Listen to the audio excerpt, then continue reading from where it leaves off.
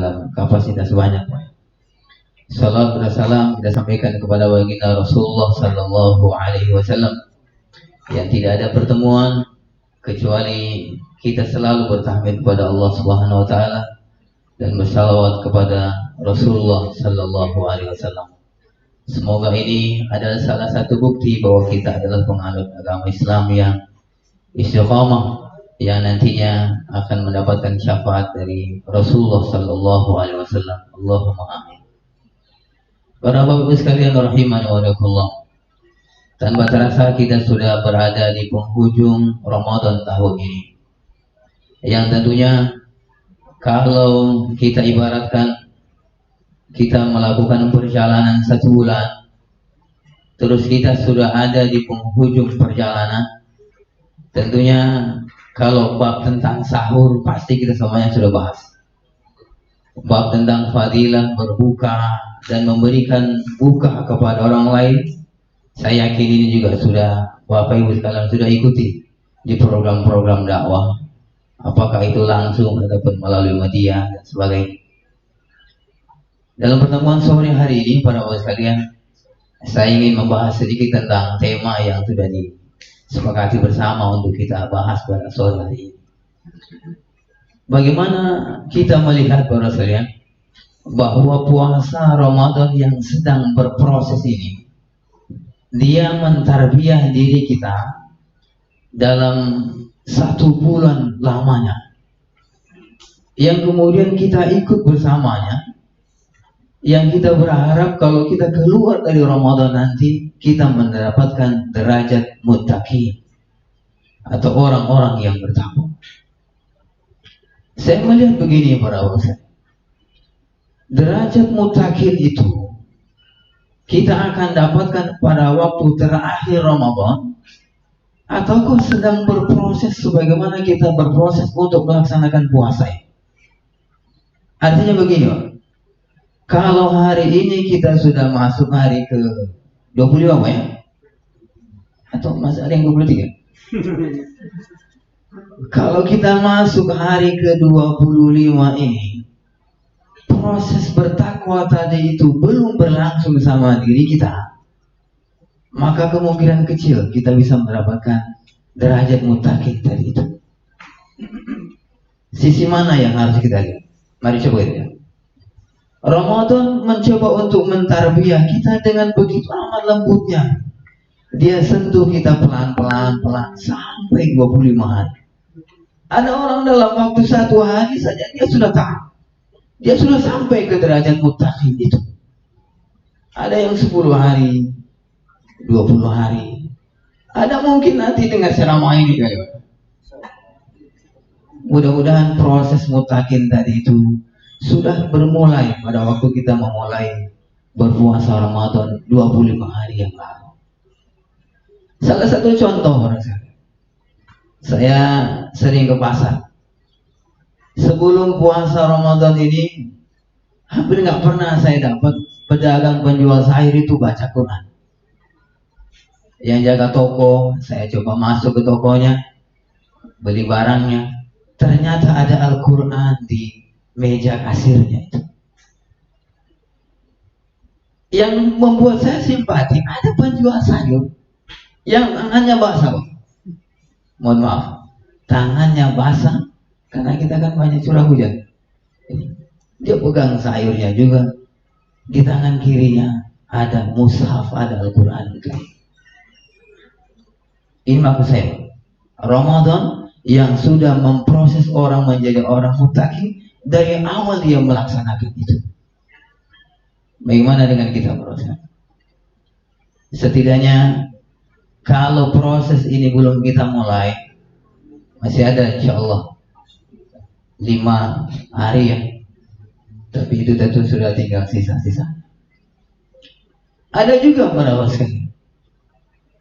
Kalau mungkin di antara kita ada yang mungkin tidak terpanggil untuk sholat jamaah, tahun ini momennya beda.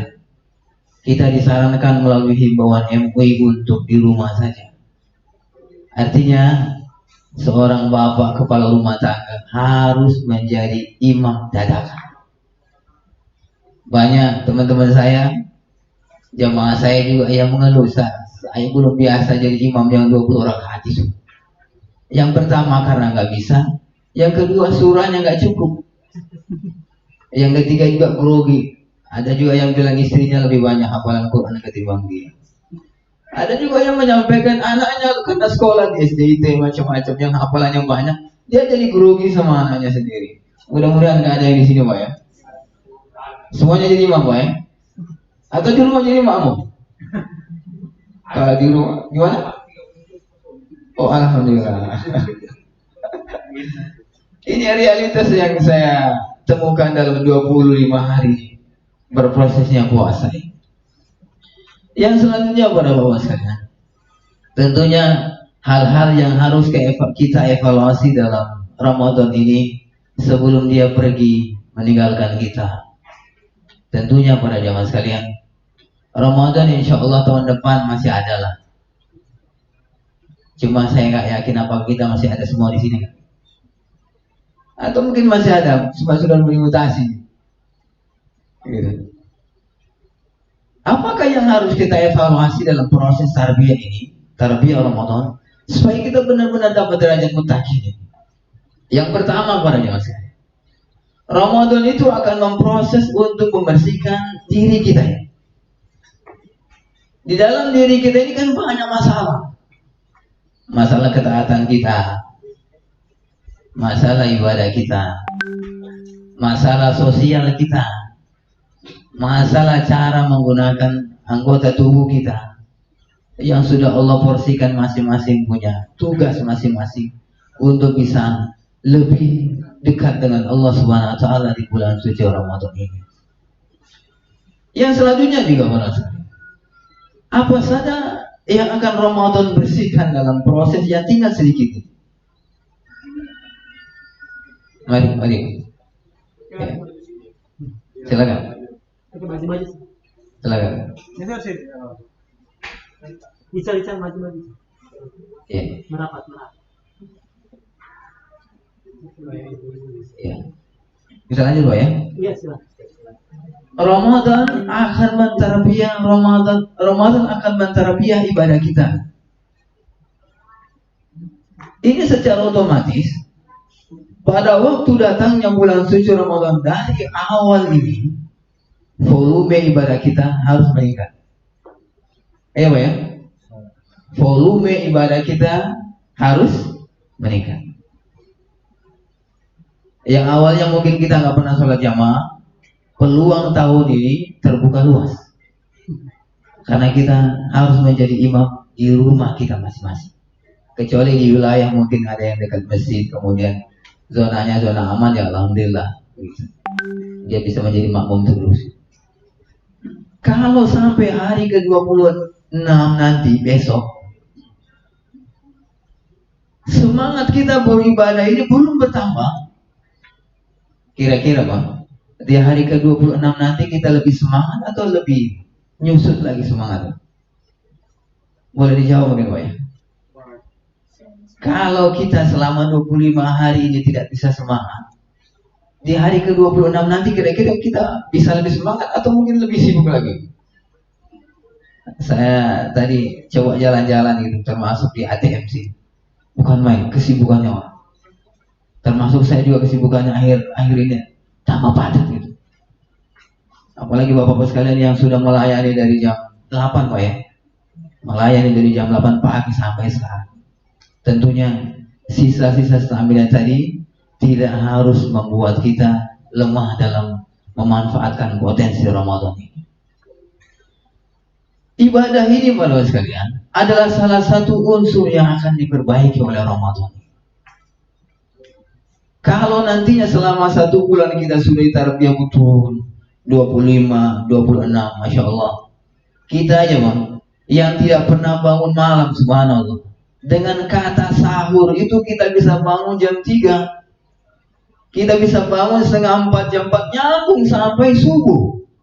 Saya mau tanya Bapak sekalian, kira-kira nanti kalau selesai Ramadan ini 2 Syawal, 3 Syawal atau 10 Syawal atau di bulan setelah itu, kata sahur itu kira-kira powernya masih sekuat sekarang kayak? Nah, insya Allah juga lebih ini. Kira-kira Pak, kalau dibangunkan sama istri nanti, sahur Pak, sahur jam 3, mau bangun nggak kira-kira? Mau. Mudah-mudahan Bapak. Aurah kata sahur itu pun kalau kita dengar, itu tidak akan seampuh pada waktu Ramadan ini. Dan tentunya para sekali, saya contohkan gitu. Semalam saya coba ajak saya punya anak-anak, saya komitmen dengan keluarga, kita nggak tidur malam 21, 23, kurangi volume tidur, kita manfaatkan peluang. Ternyata apa? Beberapa hari ini tengah malam hujan terus. Nggak tahu di wilayah saya hujan, Bapak punya hujan? Sama? Hujan. Soalnya sama-sama di kamar Pak. Semalam itu alarm saya setel jam 2 malam. Saya bangun tapi hujannya kencang Bang. Saya tidur di masjid. Saya bangun kemarin jam berapa? Jam 4 kurang 10. Saya sedih sekali. Sedih sekali. Kenapa? Saya sudah berniat bangun jam 2 malam. Ketiduran karena anginnya kencang, hujannya juga deras sekali. Saya ke rumah, kan saya tidurnya di masjid, ada di pesantren. Saya masuk ke kamar. Yang bikin sedih saya apa lagi? Saya temui istri saya itu sedang qiyamul lail. Saya merasa rugi sekali. Saya bilang, kenapa nggak tadi telepon? Kan ada telepon. Ya, saya kira dia bilang, tadi teman-teman yang itikaf di masjid, semuanya sudah tahajud. Ternyata ketiduran semua di masjid. Ya, malam ini lagi kita niatkan. Begini baru sekali. Kalau kita berniat sholat malam, sudah putar alarmnya, terus kita tertidur karena kelelahan, maka Rasul Shallallahu Alaihi Wasallam sampaikan, kutiba alaihi, dia ditulis oleh para malaikat seperti bagaimana yang dia niatkan sebelum dia tidur. Kalau malam Bang, sebentar habis tarawih kita berniat mau bangun malam, tiba-tiba malam ketiduran, bangunnya jam 4 pas sahur. Niat kita mau bangun jam 2 malam itu Allah tulis sebagai pahala karena kita sudah berniat sungguh-sungguh mau bangun. Tapi jangan cuma niat Pak ya. Karena ada orang juga cuma niat, ternyata cuma pancingan saja. Malam ini malam ke-27. Yang semua orang yang memahami fadilah malam-malam akhir Ramadan, dia pasti akan kurangi volume tidurnya. Kalau Bapak Ibu sekalian seharian ini kerja, boleh habis sahur, habis tarawih, bolehlah rehat sejenak, istirahat sedikit kalau ada pekerjaan, untuk mengumpulkan stamina, malam bisa bangun lagi qiyamul lail. Seperti itu Pak. Itu proses tarbiyah ibadah yang akan dilakukan oleh Ramadan selama 1 bulan. Jadi mana lagi Pak ya? Tarbiyah yang akan Ramadan juga ajarkan kita selama kita berpuasa di ujungnya adalah setelah kita membersihkan diri kita, mata kita, tangan kita, kaki kita, dan semua anggota tubuh kita dari hal-hal yang Allah larang. Bayangkan kita puasa, yang halal saja dilarang untuk waktu siang hari, apalagi yang haram. Istri kita saja atau kita, suami kita saja, itu nggak boleh kita macam-macam di siang hari, apalagi yang bukan menjadi hak kita. Ini pelajaran penting. Yang menjadi hak kita saja tidak boleh kita nikmati selama puasa siang hari, apalagi itu adalah hak orang lain. Yang kedua berarti, yang akan dibersihkan oleh Ramadan ini juga adalah yang menempel sama diri kita. Apa itu? Harta kita. Ada bab, setiap kita membuka bab hukum dalam fikih, setelah puasa pasti dia bahas masalah zakat. Apa fungsinya zakat itu? Menyucikan harta kita dari min qaulil haq, khudh min amwalihim shadaqatan tutahhiruhum wa tuzakkihim biha. Ambillah dari harta-harta mereka itu zakatnya. Supaya apa? Untuk membersihkan dan mensucikan diri mereka. Washolli alaihim, dan doakanlah mereka, karena doa itu akan menenteramkan hati mereka. Para bapak sekalian, di beberapa waktu yang lalu saya pernah ketemu sama orang yang menurut saya adalah orang yang paling baik saya temukan tentang poin. Bisa fokus sedikit Bu ya, untuk kita semuanya. Saya pernah berniat untuk bangun sebuah lembaga pendidikan Islam di Parigi. Saya tidak punya modal, tapi dengan niat itu saya berniat, saya belum bangun rumah sebelum masjid saya bangun. Itu niat saya. Satu waktu saya ketemu orang di Karampe sana, di Palu, sebelum gempa. Ketemu sekilas, sekitar 10 menit di masjid itu. Ngobrol-ngobrol, dia sampaikan di antara pertemuan tadi, hubungi saya kalau antum buat program agama. Kata-kata itu saya save, juga nomor HP-nya yang saya save. Hubungi saya kalau antum buat program agama. Satu waktu saya coba telepon yang bersangkutan. Dia bilang, saya mau bangun masjid. Oh iya. Dia sampaikan berapa ukurannya, demikian. Biayanya berapa? Ya udah, begini aja. Saya bantu antum 50 juta. Saya kasih waktu 4 bulan untuk membangun masjid di Parigi. Dan hari ini saya kasihkan uangnya. Ternyata nggak cuma itu yang dia sampaikan. Kalau antum butuh apa lagi, hubungi saya. Saya masih ingat dia minta rekening saya. Dan ternyata apa? Saya coba jaga komunikasi itu.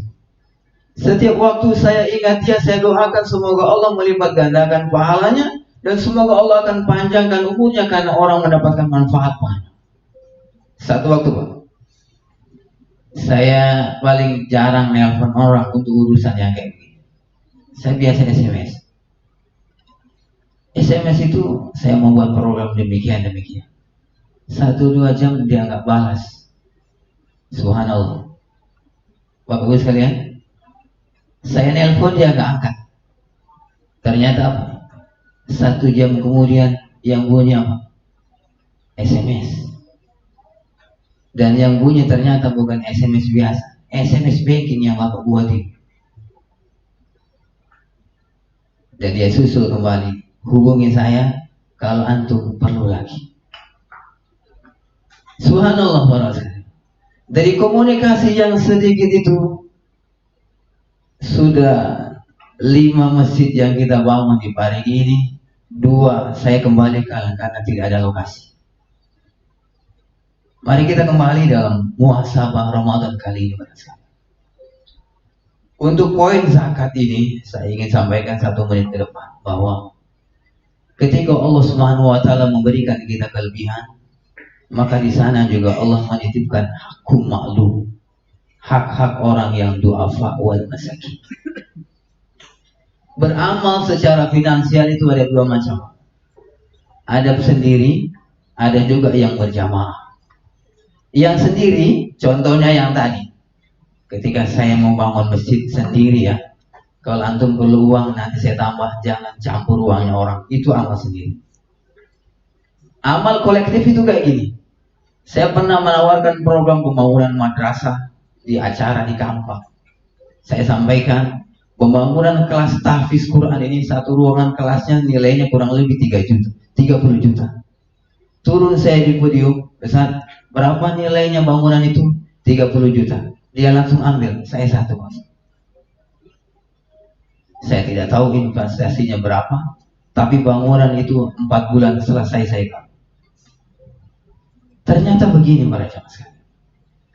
Orang-orang yang Allah berikan hati yang hidup, kemudian dia bersihkan dengan Ramadan, kemudian dia selalu terikat dengan Allah Subhanahu wa taala, maka dia akan berharap bahwa semua apa yang dia miliki ini bersih dan tidak membuat dia jauh dari Allah Subhanahu wa taala.